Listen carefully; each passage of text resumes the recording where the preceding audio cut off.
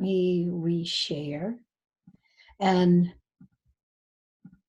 so I think we covered these, but I want to make sure. So these 5, anybody have any outstanding questions or need to cover any of these for part 2?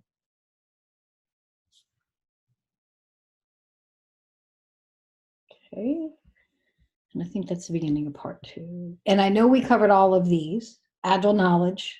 We covered all of those. Any outstanding questions on those? So other frameworks, feedback loops, team challenges, organizational enablers, coaching perception. Okay.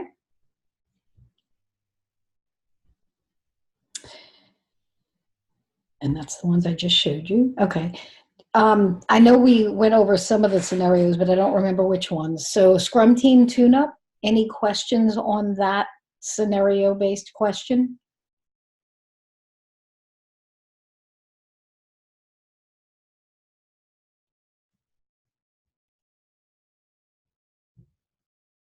I don't want to like switch if y'all are reading or anything.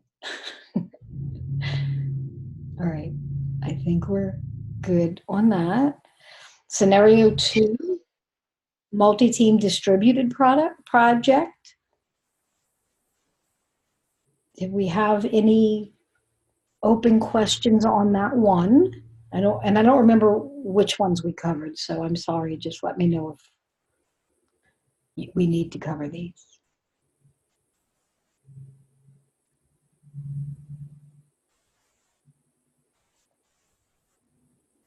That's it on part 2. Unless you have questions about coaching recommendations or mentor recommendations. Any outstanding questions on those?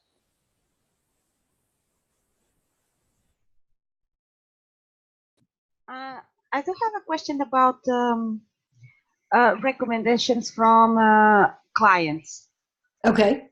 My manager, I show him my part 1, and especially the part that concerns the work I'm doing now, because I don't want him to vouch for something that is not correct. And I lost contact with some of another manager that was supposed to write me a recommendation letter, but I do talk with another someone else that I'm working in collaboration with some teams that are part of other organization inside of the same company, and I asked him if he can give me some recommendation letter. Is in the same company, is during the same time frame, because I'm working with my manager and my immediate commitment, and I do volunteer work in the company with other organizations. So is that something valid, or do I need to have like 2 separate companies that I worked before and I work now? No, just 2 different clients. They can be for the same company. We get same company often.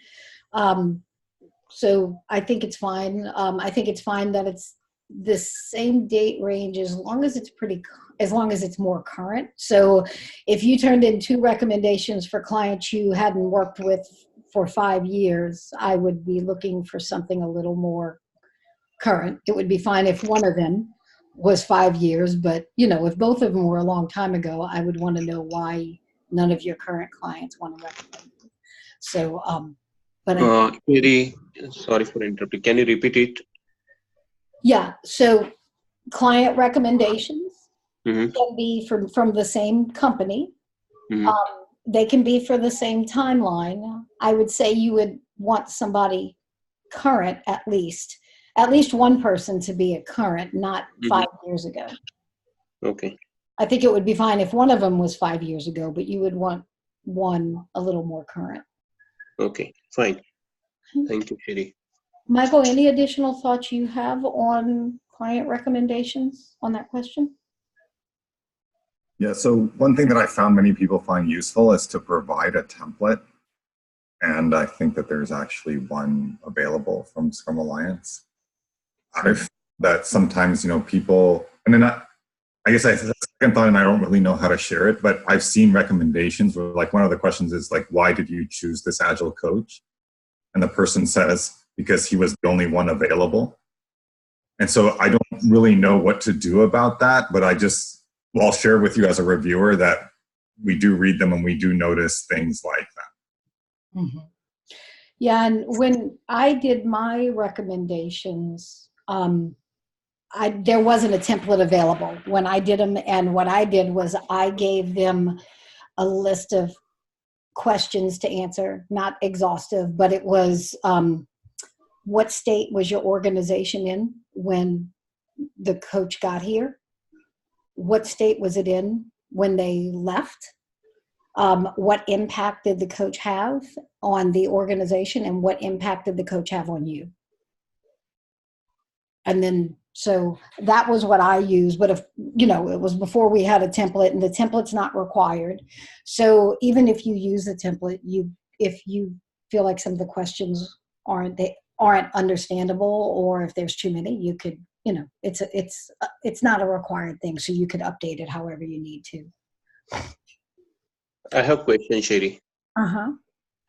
Sherry, the template which you're talking, I mean, we cannot really say to the SVPs that, okay, you have to fill this template. We can ask them, provide your recommendation that you feel in terms of all the powerful points which you have explained just now. What was the situation earlier? What is today? What is impact on you, on organization? Yeah. But they can just write in terms of the paragraphs. They cannot really write in terms of question answer session. So what is your guideline here? They can write it however they want, or whatever works for them. So some people ask for, I don't know what to write. Can you tell me how to write this? Can you tell me what information you need? And then that's why people provide them some kind of template, like, hey, if you answer these questions, you're good. So and then for some people, they don't, like executives, like you mentioned, a lot of times if you give them a big template, they're going to be like, yeah, I'm not going to do this. I don't have time for this. Yeah, they may take longer time. Right. So you can just provide, so however you're going to need to work with them for what they need. And the thing that I guess would be important for them to understand is to describe how you worked with them as a coach. That's the whole purpose of the letter. Okay. We want to see how you worked with them. So if they describe you as a Scrum Master, if they describe you, and I don't mean just the title, I mean if what they describe about the way you work there is just a description of a Scrum Master, then that tells us something. If what they describe is a description of a consultant, then that also tells us something. Okay, fine. Thank you. Sherry, one question around the mentor recommendation. Is there a kind of credential you look for this mentor, as in who this person should be? There's not a requirement, for sure. And this is a little hard. I think we all have our own views on this. If it's somebody, my biggest thing is, does this person even understand what a coach does? Mm-hmm. Tell me this person even understands what a coach is and what they do. Because if they're mentoring you and they don't even understand what a coach is, then they're probably not mentoring you to be a coach. They're mentoring you to be a consultant or something else. So if there's, I kind of tend to feel more satisfied or comfortable when I see someone who is like a CEC or an ICF coach or at the very least an Agile coach, rather than like a PMO director or, whatever. But again, that doesn't necessarily mean anything. So I know I probably just made you more confused than you were to begin with. It's just really hard to tell. So that's why a title doesn't do a whole lot of good. I don't know, Michael, what are your thoughts around that? Yeah, so to say what you said, right, it's mentorship on coaching, not on anything else. Okay. So like mentorship on like how to speak or on safe, right? Those are all valid things, but that's not the mentor recommendation. And then the other thing is sometimes we reach out to the mentors and ask them for further information. To let you know that as well. Yeah, I definitely, if it's somebody I know and I'm kind of on the fence understanding if the person, how they work, I'll email them and ask, hey, tell me a little bit about, when you work, what kind of work you've done with them, when have you observed them, things like that. And the same thing I would say for the mentor recommendation. It's not just, hey, I recommend this person. They need to describe you and the work that they've seen you do and the growth they've seen. Okay, thanks. Right. And so because of that, one thing I often look for is just some period of time. Mm-hmm. Spending 3 days with the person is I always ask, is it possible? Right. Some reviewers maybe have a different perspective and say like it's possible to have your mindset shifted, in lightning bolt fashion. I often think that months of contact is typical. Yeah. So what would be a typical time frame, like 3 months, 4 months, 6 months, a year? I think if you worked with somebody for 6 months to a year at a minimum, that would be great. And it doesn't always have to be a formal mentor. So I'll give you an example of the mentors I used, because on the CEC you have to have 2 mentors. I didn't really have a formal mentor. I didn't know anybody they didn't have the stuff we have today. Right. And I didn't know there was even a community. But I had 2 coaches that I worked with, and they were actually Scrum.org coaches, that I worked with extensively for a couple of years, and they were just peers to me. But we did a lot of work together at the client site. We developed classes, we taught classes, we coached side by side, we developed the coaching strategy for the company. I learned a ton from them. They learned a ton from me. And so those were the people I used as mentors. They were peers, but they were the people that I viewed as mentors. Even though we didn't have a formal mentoring relationship, I didn't call them my mentor. They didn't call me their mentor. But the reality was that was the type of relationship we had. Okay, that's really helpful. Okay, cool. Thanks. Okay. And then this section, of course, just like in part 1, it's not required. If you have additional information you want to put in, then that's totally fine. And then I think one thing I would mention, because I've been seeing a lot of it lately, is that I'm seeing where people are doing part 1 and they're getting approved, and then it's taken them a really long time to do part 2, which is absolutely understandable, right? So it took me a year to do my part 2, literally a year. So in that year, between the time you were approved for part 1 and the time you got to submit part 2, you probably did some more stuff. So your coaching hours have probably increased. You probably did some more education or mentoring, things like that. You don't have to change something like this section, because that's not, like, you've already been approved on that. But I would say add anything that needs to be added. So updating your coaching hours, especially if when you pass part 1, you were just right at the edge, to show you've got more coaching, more training, or whatever. We're not grading part 1 when we grade part 2.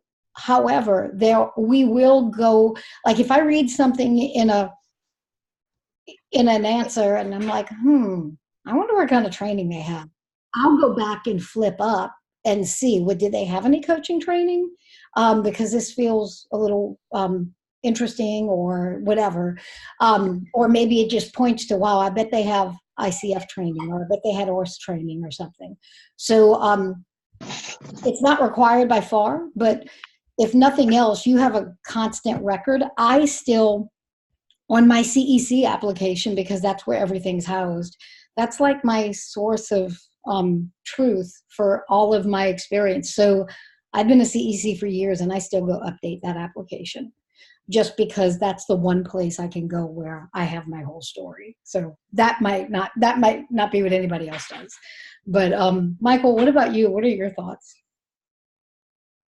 He's laughing at me because I still update my application. That's true. But yeah, it's so I think that's a great idea. Put your best foot forward, and add stuff that makes you look even better than you already were when you were in part one.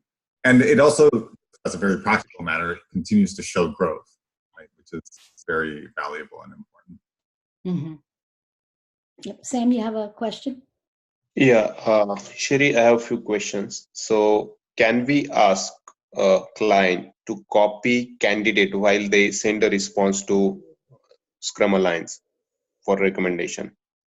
Oh, they can. That's not a problem. And to be honest with you, I would be shocked and surprised if 80% of them don't send it to you just to look at and say, is this all right? I think most people do that because they're writing a recommendation and they don't really know what to write. So they probably are going to send it to you to review anyway. That's, normal. But yeah, Scrum Alliance will send you a notification when they get the reference though. They'll send you an email and say, we got a reference from this person for your file.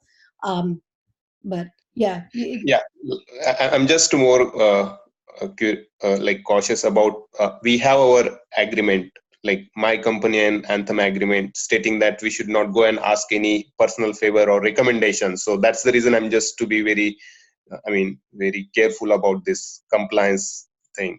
Okay. Ah, that's interesting. Yeah, so that's something, and maybe you have to go to a past client, or what they might be able to do is just put client confidential. So that way, hey, I did work with him. I worked for this long in this scenario, but we're client confidential. That way there's not this company is recommending you. I don't know that that's going to take care of your agreement. You might. Okay, no, that will be risk on me if not with Scrum Alliance. But the second thing, we work here in the government business division, okay, for current customers. So data privacy is important, including email. So can they send, if they hesitate, I'm just over speculating this problem, okay. If they say that, okay, we cannot send from company email, can they send from the personal email and provide their LinkedIn information there? Absolutely. Yeah. We don't care. We don't track as long as it doesn't come from you, because you could change it to say anything you want, or you could write it yourself, so it's fine. However they get it to us is fine. Okay, fine. Thank you, Sherry. And I do want to say one last thing about recommendations. Sometimes we're overzealous, and sometimes we try to cover all of our bases because we know people say they're going to do stuff and they don't.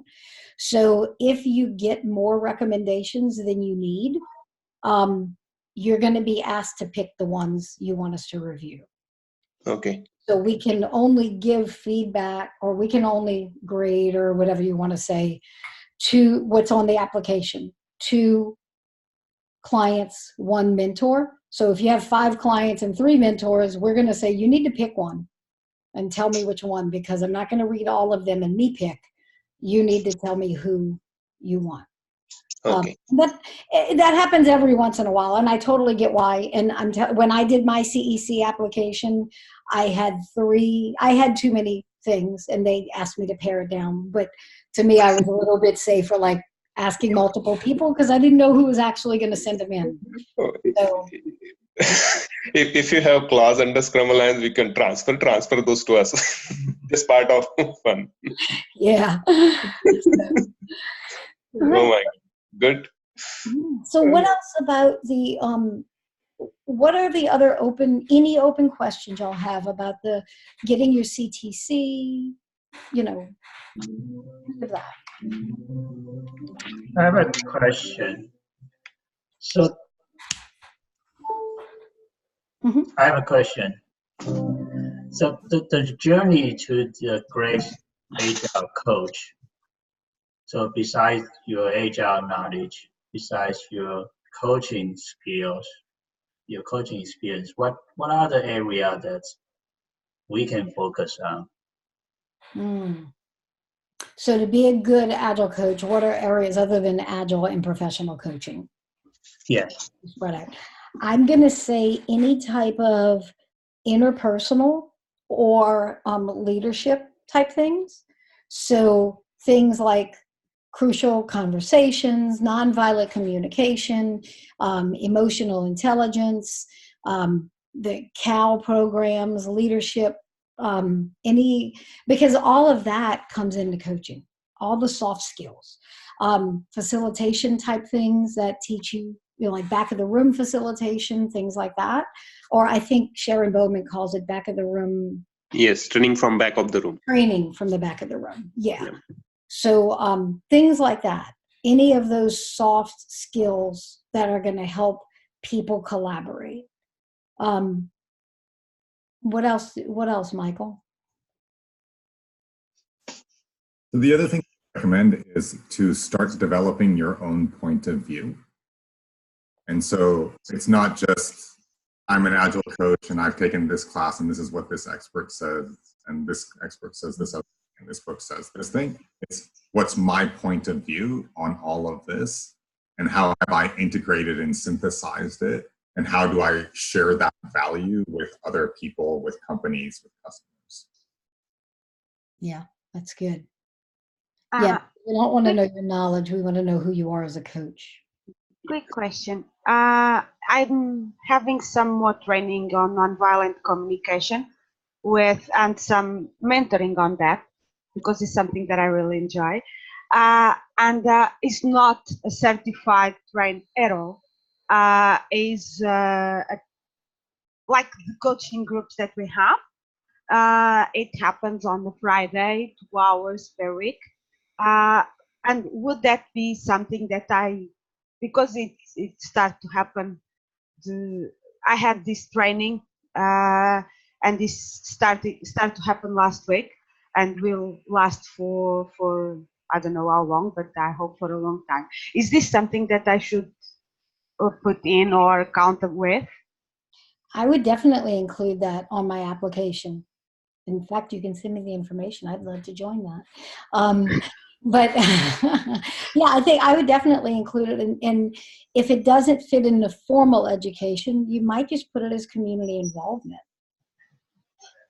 Because around coaching, this is something you're doing that's helping you around that, and you're working within that community. And I'm sure there's other Agilists in that group. So yeah, you could put it in informal training as a topic, nonviolent communication. Because it's not just books and informal training, it's topics. Okay, because I had some doubts about it. Mm-hmm. Oh man, I think that's great. That's a big. I was just doing because I enjoyed so much, and the techniques and the way of actually, maybe how can I say, educate people to talk in a different way helps so much, and I thought that was really useful. I never thought to add it anywhere. Mm-hmm. I just got the book for my birthday. All right, Sam. Sherry, on the part 1 side, coaching membership, mentorship and collaboration. It's from part 1. Okay. So can we mention we took the CTC mentorship from you? I mean, we will provide our learning that what we learn additional things as part of, I mean, apart from CTC application. Okay. And is that be advisable to add that here?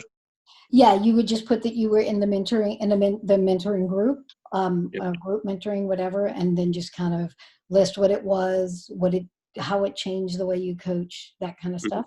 Okay. Yeah, Fine. and that's the purpose of these, so that y'all can have mentors to help you in this area. So. Okay, fine. Thank you. I wanna show y'all one other thing. Can't remember who asked the original question about what else could we do. I think it was you, Andrew, right? So one other thing that you could start working on for yourself is, it doesn't have to look like this by any means. This was my electronic ability, is your personal coaching stance, back in relation to what Michael said. So for me, this is mine. This is who I am as a coach and who I want to be as a coach. So these are the values that I hold when I work with clients. So something like this, like I said, it doesn't have to be a pie. I needed to stick it in a PowerPoint. So that's what I used. And so being not just like filling something out, but actually connecting with something and deciding who you want to be and who you are as a coach and what it means to you. Now, this took me probably a year to fully develop, and I still think I'm figuring some of it out. So it's not like you can just go do it in a day, but it's really discovering who you are and who you want to be when you interact with clients.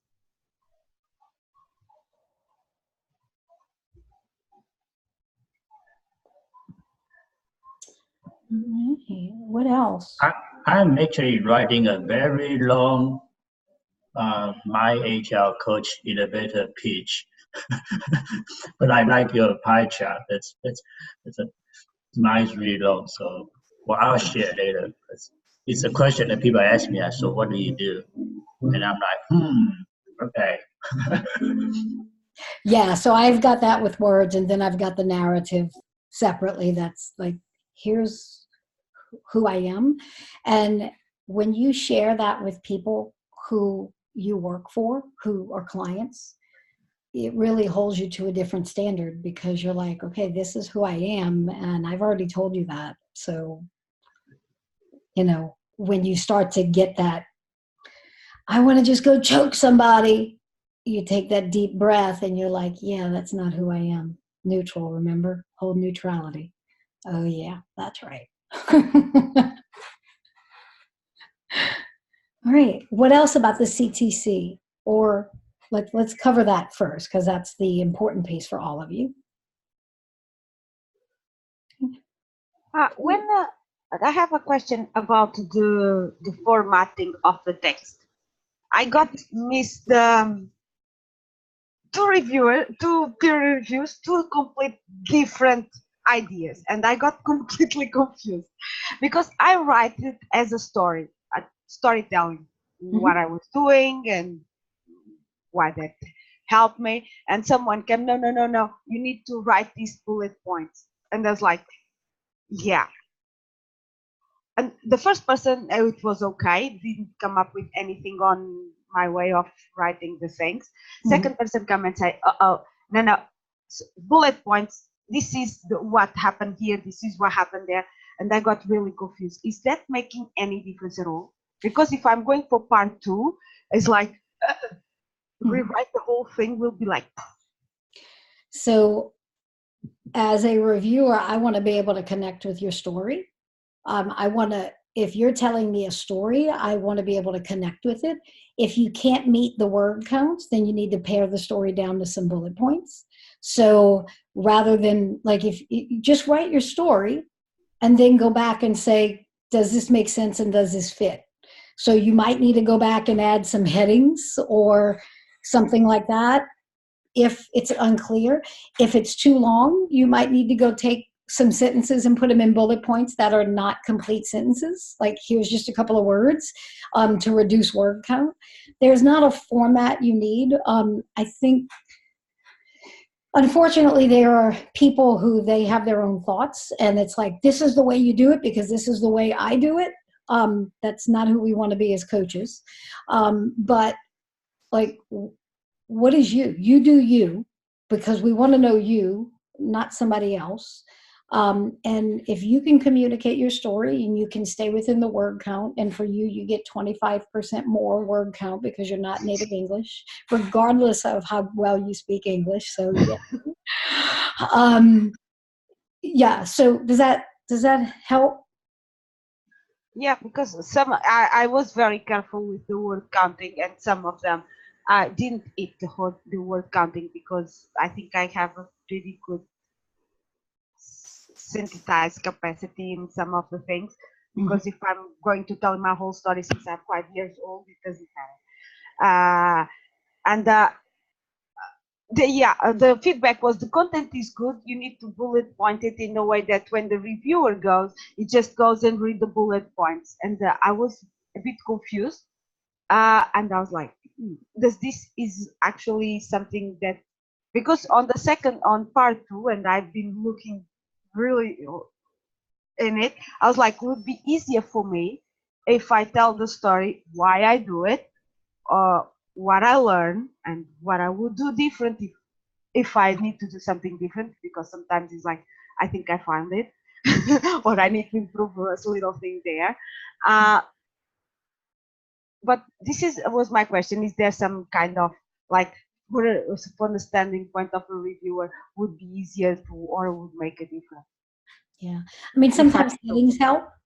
So like if you're answering the 3 points, why I do it, what I did, and what I would do differently, there's a chance that it might be clearer if you put like heading, what I did, why I did it.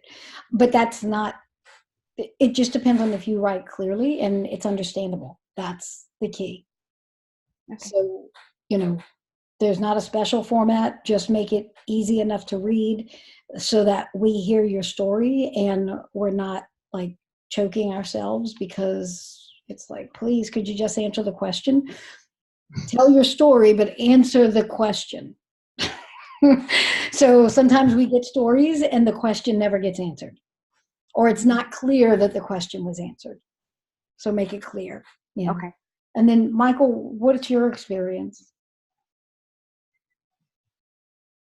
Yeah, so I inadvertently contributed to the bullet pointing of the CTC application, so I apologize for that. So the the thing I've seen is exactly what Sheree said, right? Which is that the benefit of bullet pointing is that it causes you to make sure that you're actually answering each sub thing very, very clearly, right? And so another practice is just to reverse it, right? To make sure that the bullet points are there and then tell your story and make sure that every sentence actually corresponds to something that is actually asked in the question. Mm-hmm. Yeah, and that kind of helps you to not put a bunch of fluff that doesn't make sense. And then also the big thing is make sure you answer the questions, and then if you've got too many words, sort out any details that don't need to be there, start deleting sentences. But I write like you, Raquel. Let me just write the whole thing. Let me just tell you the story, and then I'll go back and start paring it down. So, but it's all just personal style. There's not a hard, fast rule. If the reviewer can read it and they can understand it, that's the key. Because it's very hard to read things and I have to read this paragraph again because I don't know what it says. Mm-hmm. Mm-hmm. Okay, that makes sense. I have one question. So in terms of length of text, so let us consider if you are saying it's a 600 or maybe 100 words, and it's going to 102, maybe 2 words more. And I'm not saying that we can squeeze it bit down to that. Is it acceptable 1 or 2 words more, or they are very hard in calculating and coming back on comments?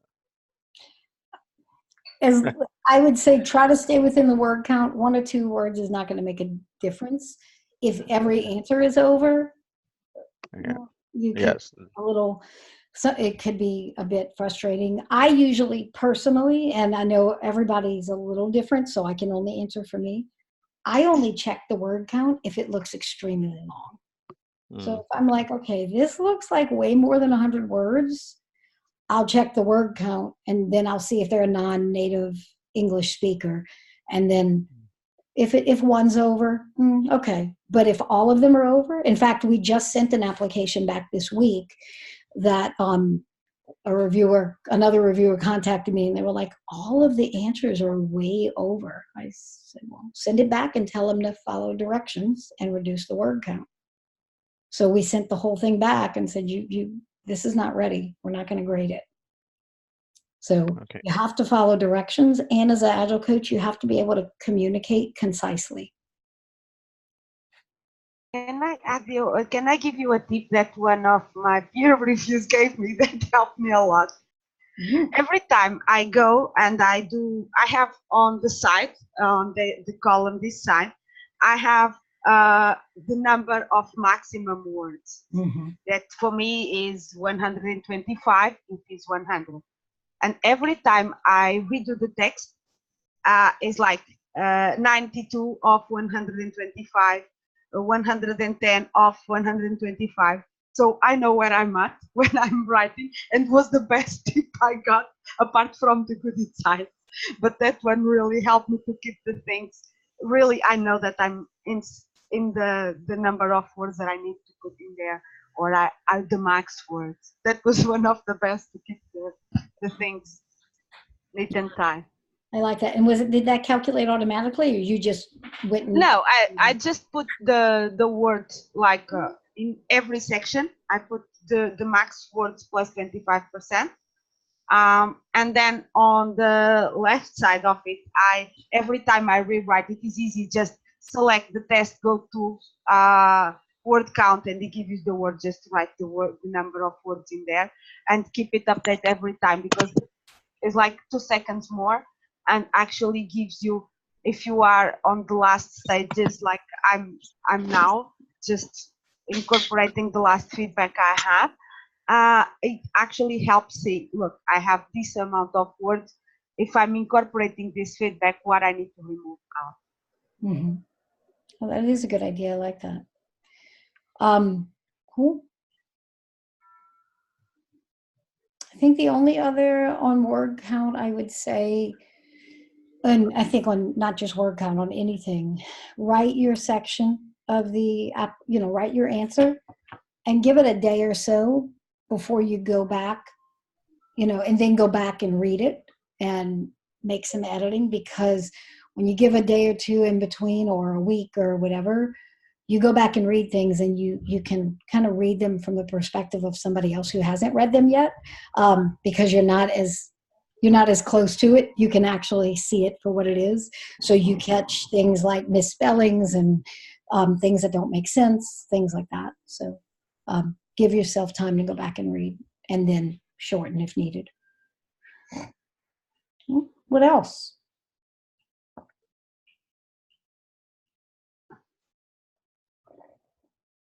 Okay. So in your pre-application call, if you haven't had one, if you've already passed part one and you haven't had a pre-application call, I would say you should do one, because the biggest, even if you've already passed part one, because the biggest thing we do in there that's going to be helpful for you for part two is that we do a coaching session to make sure that you get coaching and you understand what coaching is, and we give you feedback. So if you haven't done part one yet, we give you feedback, make sure that you've actually met the requirements in order to be able to, to feel comfortable submitting. Now, it's not a pass or fail conversation. It's so here's what I see. I think you have these few gaps, or I think you looks like you've met everything. We sometimes recommend, you might want to go take these classes, or you might want to go get mentoring or something like that. You're at liberty to do whatever you want with the feedback that you get. I think you'd be best served to listen to the feedback and follow it, especially since these are the people who know what we're looking for, and they know if you actually are ready. But totally on you. And then sometimes we'll look at it and we'll be like, oh, yeah, you're like right on the border. They're like, I wouldn't tell you don't submit, but I'm hesitant to tell you to submit. Could you give it a few more months? You know, just because it's like, man, you're right there in the middle. Not bad, not good, but you could be a little stronger. So, and then it's really up to you. Like, okay, do I want to just go for it, or do I want to wait a little while? And I guess the plus side to going for it is you get feedback. Maybe they decline part one, and you still have those same months to work on it. And maybe they pass part one, and then you have those months while you're filling in part two to learn. But, you know, go ahead, Samir. Sherry, do we need a pre-application call even for submission of part two? If you've already had it for part one, Mm-hmm. you don't need another one. But if you have not had it for part one, then you do need one. Okay. And if you will say no, and I already had a conflict earlier. So if we, let's say, if we submit part two application, maybe after 4 or 5 months down the line, after part one approval, and if candidate want to take the application call to make sure whether he's fine for the part two application submission or not. So is it advisable, or it generally costs something to Scrum Alliance? That's what you will not recommend. So I want to make sure I understand. Mm-hmm. If you have not already submitted part two, Mm-hmm. and you've already passed part one, Mm-hmm. and you have not had a pre-application call, is that the scenario? No, part one pre-application call is done. Part one is submitted. Okay. Uh-huh. But there is almost 6 to 7 months down the line, we are submitting part two now. Okay. And if you want to have the pre-application call, can we have? But it will be second call. It is not recommended, right? It's not needed. The pre-application call is to make sure that you are meeting the base requirements to actually fill in the application. That way people are not